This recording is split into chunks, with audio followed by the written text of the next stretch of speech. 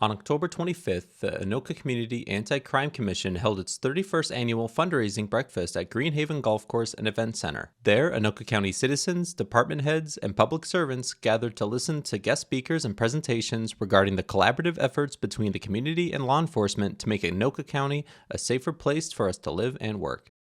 Presentations included the 2021 Police Activity Report from Anoka Chief of Police Eric Peterson.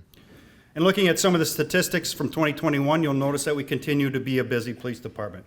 We responded to 22,500 calls for service in 2021, and after a significant decrease in 2020, our calls for service have somewhat stabilized in 2021. In 2022 so far, we're expecting to have approximately a 5% increase in our calls for service. We still respond to over 60 calls for service per day, and we average about 8 to 10% of the calls for service in the county. Part A crimes are the most serious crimes we track. They include crimes like murder, rape, robbery, aggravated assault, burglary, arson, and auto theft. After a noticeable decrease in Part A crimes in 2020, we had a return to a more average number in 2021. This return to average was predictable, as 2020 was a year in which many of the businesses and bars were closed for extended periods due to the pandemic. Part A crimes had increased in 2021 by 13%. But in general, over the past 5 years, we have seen the Part A crimes trending downward, with the exception of auto theft and fraud-related crimes. Part B crimes are the crimes like disorderly conduct and trespassing, drunkenness, loitering, and domestics. Part B crimes have increased by 30% from 2020. We are aware that Part B crimes are the most frequently committed crimes. They are also the crimes that affect our community's quality of life.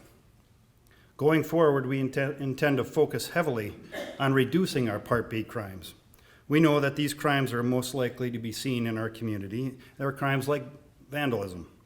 And when we reduce crimes like vandalism, we can also reduce the fear of crime. In 2021 and 2022, we had several changes in events that kept us busy, motivated, and engaged. We hired 5 new police officers, 2 of which were additions to our department that were previously approved by our city council. I should note that our city council has supported me in our efforts at every request and every need that I've had. And so I appreciate the addition of our staffing, and we're hoping to add another in 2023.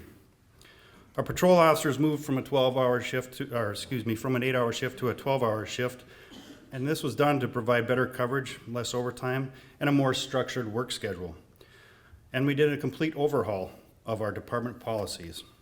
And I should mention that the greatest city prosecutor in the state of Minnesota retired after 43 years of service to the city of Anoka.